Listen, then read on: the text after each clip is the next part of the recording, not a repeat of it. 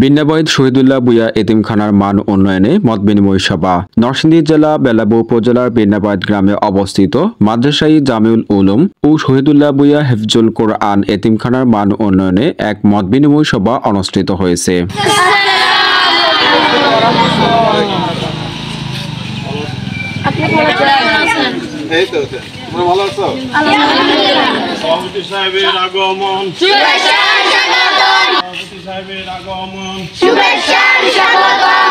শনিবার দুপুরে মাদ্রাসার অফিস কক্ষে এ মতবিনিময় সভা অনুষ্ঠিত হয়। মতবিনিময় সভায় মাদ্রাসাই জামিউল উলুম ও শহীদুল্লাহ বুয়া হেফজুল কোরআন এতিমখানার মান উন্নয়নের লক্ষ্যে একাডেমিক ভবন, বাউন্ডারি নির্মাণ ও ছাত্রদের পড়াশোনার পাশাপাশি টেকনিক্যাল ট্রেনিং সহ বিভিন্ন বিষয় নিয়ে আলোচনা হয়। উক্ত মতবিনিময় সভায় উপস্থিত ছিলেন মাদ্রাসাই জামিউল উলুম ও শহীদুল্লাহ বুয়া হেফজুল কোরআন এতিমখানার সভাপতি ও সিমেক্স গ্রুপের চেয়ারম্যান মোহাম্মদ আনোয়ার শহীদ ভুইয়া, বেলাবু উপজেলা পরিষদের সাবেক চেয়ারম্যান ও উপদেষ্টা আলহাজ আবু তারেক মোহাম্মদ আল হুসাইন, সহসভাপতি ও অবসরপ্রাপ্ত শিক্ষক আলহাজ মোহাম্মদ আব্দুল ওয়াসেক, সাধারণ সম্পাদক মোহাম্মদ আদিল উজ্জামান ভুইয়া, মোহতামিম হজরত মাওলানা তাফাজ্জুল হক রাশিদি, বিন্নাবাইদ ইউনিয়ন মুক্তিযোদ্ধা কমান্ডার বীর মুক্তিযোদ্ধা আলহাজ জয়নাল আবেদিন, নির্বাহী সদস্য মোহাম্মদ ইমাম হোসেন, মোহাম্মদ মোস্তফা, চণ্ডীপাড়া বালিকা উচ্চ বিদ্যালয়ের শিক্ষক মোহাম্মদ তাইজউদ্দিন, বিন্নাবাইদ ইউপির সদস্য আবু বকুর সিদ্দিক,